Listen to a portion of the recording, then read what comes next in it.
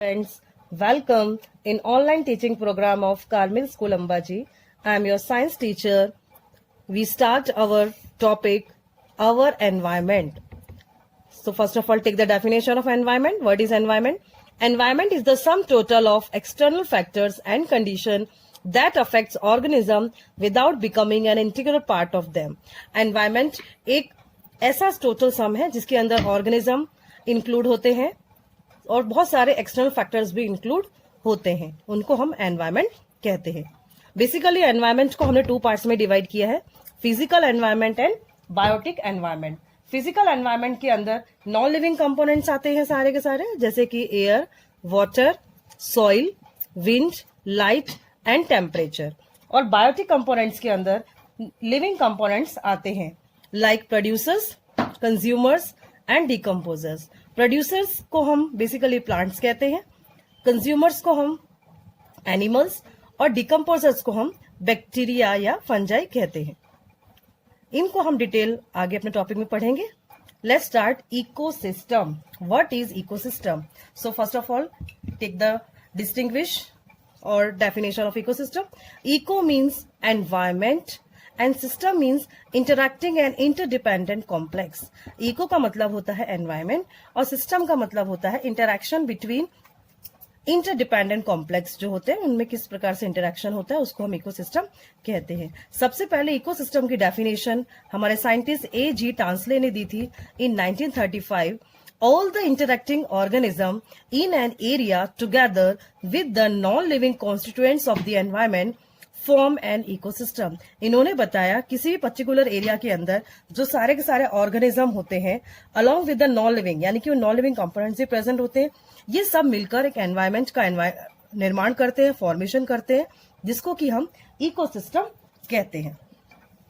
Ecosystem को हमने further two parts में डिवाइड किया है। इसमें थ्री पार्ट्स हैं हमारे, permanent and natural ecosystem, temporary and natural ecosystem, artificial ecosystem.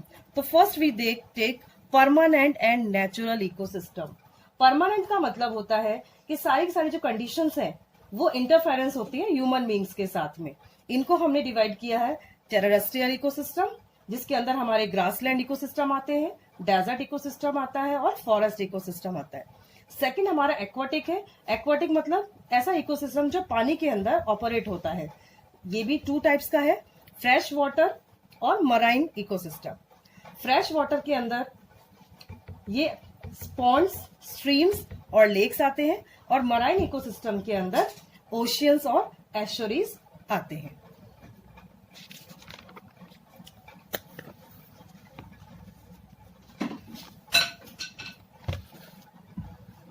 Next है हमारा टेम्पररी इकोसिस्टम। टेम्पररी का मतलब होता है these ecosystem also operate under natural condition but are short lived. ये होता तो नेचुरल कंडीशन के अंदर ही है, बट ये शॉर्ट टाइम के लिए होता है। थर्ड वन इज आर्टिफिशियल या मैनमेड। ऐसा इकोसिस्टम जिसको मैन ने बनाया है, मैनमेड है, उसको हम आर्टिफिशियल इकोसिस्टम कहते हैं। बेसिकली इसके अंदर क्रॉपलैंड्स आते हैं, गार्डन्स आती हैं, space ecosystem, large dams, fishery tanks, ये सब आर्टिफिशियल इकोसिस्टम के अंदर आती है, यानी कि जिसको मैन ने बनाया है। Odum 1971 described then an ecosystem is formed of two major components। जो ओडम हमारे साइंटिस्ट है, एक एनवायरमेंटलिस्ट है, इन्होंने इकोसिस्टम को टू मेजर पार्ट में डिवाइड किया है, बायोटिक कंपोनेंट और एबायोटिक कंपोनेंट। बायोटिक कंपोनेंट्स जो कि लिविंग कंपोनेंट्स होते हैं, और एबायोटिक मतलब जो कि नॉन लिविंग कंपोनेंट्स होते हैं। बायोटिक कंपोनेंट्स को हमने टू पार्ट में डिवाइड किया है, autotrophic ecosystem and heterotrophic ecosystem. Autotrophic का मतलब होता है ऐसे ऑर्गेनिज्म जो कि अपना खाना खुद बनाते हैं, उनको हम ऑटोट्रॉफिक इकोसिस्टम कहते हैं, और ये अपना खाना फोटोसिंथेसिस की प्रोसेस के द्वारा बनाते हैं। हेटेरोट्रॉफिक ऐसे ऑर्गेनिज्म होते हैं जो कि दूसरों पे डिपेंड होते हैं खाने के लिए, वो अपना खाना खुद प्रिपेयर नहीं करते, उनको हम हेटेरोट्रॉफिक इकोसिस्टम कहते हैं। हेटेरोट्रॉफ्स भी हम इनको कहते हैं। नेक्स्ट है हमारे एबायोटिक या नॉन लिविंग कंपोनेंट्स। इसको भी हमने थ्री पार्ट्स में डिवाइड किया है। एक है हमारा inorganic, then organic and last is climatic. Inorganic के अंदर सारी की सारी गैसेस इंक्लूड हमने की है इसके अंदर, carbon, nitrogen, oxygen, carbon dioxide और वाटर। ऑर्गेनिक कंपोनेंट्स के अंदर जो भी न्यूट्रिएंट्स हैं वो जैसे कि कार्बोहाइड्रेट्स आता है, प्रोटीन्स है, न्यूक्लिक एसिड्स है, ये सारे के सारे ऑर्गेनिक कंपोनेंट्स के अंदर आते हैं। और क्लाइमेटिक यानी कि जो मौसम के अनुसार जो प्रेजेंट होते हैं ये बायोटिक कंपोनेंट, जैसे कि लाइट, विंड, टेम्परेचर, इन सब का अपना अपना एक महत्व है। ये किस प्रकार से एनवायरमेंट के अंदर एडजस्ट होते हैं, रहते हैं, उनको हमने ट्रॉफिक लेवल्स के अंदर इंक्लूड किया है। जैसे कि ट्रॉफिक लेवल अगर हम बनाते हैं तो वो सबसे पहले नीचे आएंगे हमारे producers, then primary consumers, then secondary consumers and last जो होते हैं टर्जरी कंज्यूमर। इसमें टर्जरी कंज्यूमर्स जो होते हैं वो सबसे हाईएस्ट यानी कि टॉप लेवल के होते हैं और प्रोड्यूसर्स का लेवल सबसे ज्यादा होता है, ज्यादा मात्रा में प्रेजेंट होते हैं और धीरे धीरे ऊपर जैसे हम जाएंगे एनर्जी फ्लो हमारा कम होता रहता है। एक हमने एनर्जी फ्लो इकोसिस्टम का डायग्राम यहाँ भी मैंने फ्लो चार्ट से समझाया आपको। सबसे पहले जो एनवायरमेंट से हमें सनलाइट मिलती है, सनलाइट को कौन लेता है? प्रोड्यूसर्स यानी कि ग्रीन प्लांट्स उसको गेन करते हैं। ग्रीन प्लांट्स को कौन खाता है? हर्बीवोरस यानी कि ग्रास ईटिंग एनिमल्स, काउ है, बफेलोज है, these are the grass eating animals, ये खाते हैं प्रोड्यूसर्स को यानी कि ग्रास को। और हर्बीवोरस को कार्निवोरस यानी कि उससे ऊंचा जो होता है ट्रॉफिक लेवल, कार्निवोरस का, फ्लैश ईटिंग एनिमल्स का, टाइगर, लॉयन, ये सब कार्निवोरस में आते हैं। और टॉप कार्निवोरस यानी कि इनसे भी ज्यादा जो कि लॉयन, टाइगर को खा सकते हैं, वे सबसे ऊंचे कार्निवोरस होते हैं। तो एक ही प्रकार से पूरा एक एनर्जी फ्लो है इकोसिस्टम का। Our next topic is food chain. So what is food chain?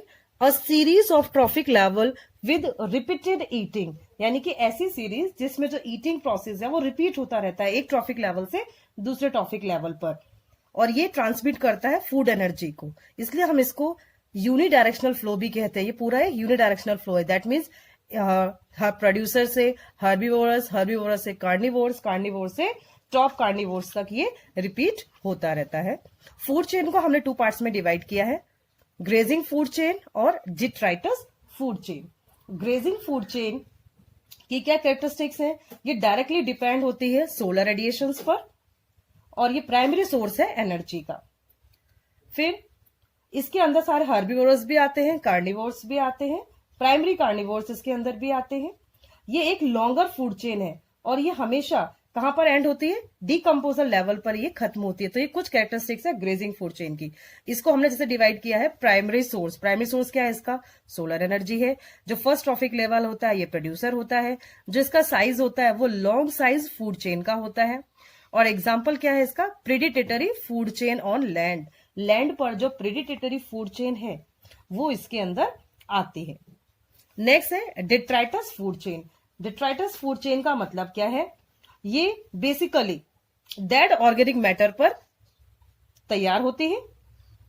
Basically ये इसको हम डिट्रीवोर्स भी कहते हैं। डिट्रीवोर्स यानी कि सारे जो डिकम्पोजर्स होते हैं वो इसके अंदर आते हैं। कुछ फंजाई हैं, बैक्टीरियाज हैं, प्रोटोजोन, ये सब इसके अंदर इंक्लूड करते हैं।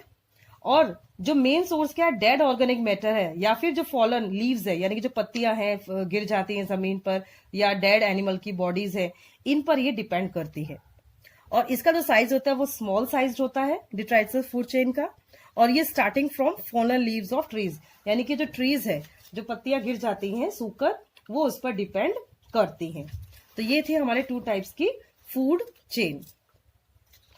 नेक्स्ट हमारा टॉपिक है grazing food chain. Grazing food chain कहां से स्टार्ट होती है? Grass, then grasshopper, frog and then snake. जो ग्रास है वो एक प्रोड्यूसर लेवल है। ओके, ग्रास को किसने खाया? ग्रास होपर ने खाया, वो हमारा सेकेंडरी प्राइमरी कंज्यूमर हुआ। ग्रास होपर किसने खाया? फ्रॉग ने, जो सेकेंडरी कंज्यूमर है। सेकेंडरी कंज्यूमर के बाद आएगा टर्जरी, जिसको किसने खाया? स्नेक ने। और स्नेक के बाद आएगा फैल्कन, जो कि टॉप कंज्यूमर है। तो एक पूरी एक ग्रेजिंग फूड चेन इस प्रकार से चलती है। एग्जाम्पल है और ये आपके 1 मार्क 2 मार्क में भी ये पूछ सकते हैं। तो ये इंपॉर्टेंट टॉपिक है हमारा। नेक्स्ट है डिट्राइटस फूड चेन का एग्जांपल है डिट्राइटस, उसके किसने खाया? डिट्रीवोर्स ने। डिट्रीवोर्स को किसने खाया? डिट्रीवोर कंज्यूमर ने। डिट्रीवोर कंज्यूमर को किसने खाया? स्मॉल कार्निवोर्स ने। और स्मॉल कार्निवोर्स को किसने खाया? लार्ज कार्निवोर्स ने। तो ये पूरा एक डिट्राइटस फूड चेन का ये पूरा एक एग्जांपल है। नेक्स्ट टॉपिक है फूड वेब। वेब का मतलब क्या होता है? जाल, आप सबको पता है। तो what is the definition of food web? A network formed of interacting और interlinking of many food chain, यानी कि ऐसा नेटवर्क जो इंटरैक्ट होता है बहुत सारी फूड चेन से, उसको हम फूड वेब कहते हैं। और ये मल्टी डायरेक्शनल होता है। ये एक डायरेक्शनल में नहीं, ये मल्टी डायरेक्शनल में होता है। इसका एग्जाम्पल देखिए, ग्रास। ग्रास को सबसे पहले किसने खाया? रैबिट ने। रैबिट को किसने खाया? हॉक ने। तो एक ये हमारी फूड चेन है। फिर सेकंड है ग्रास। ग्रास किसने खाया? ग्रास ओपर ने, और वापस उसको हॉक ने खाया। Then grass, grasshopper, lizard and then hawk. Okay. And next is mouse या rat and then hawk, and grass, mouse, rat, snake and then hawk. तो पूरा ये फूड चेन का जो प्रोसेस है ये चलता रहता है। अ food web in a grassland ecosystem with 5 possible food chain. तो जो ये इकोसिस्टम है ये 5 पॉसिबल फूड चेन का एग्जांपल मैंने आपको समझाया है। Thank you.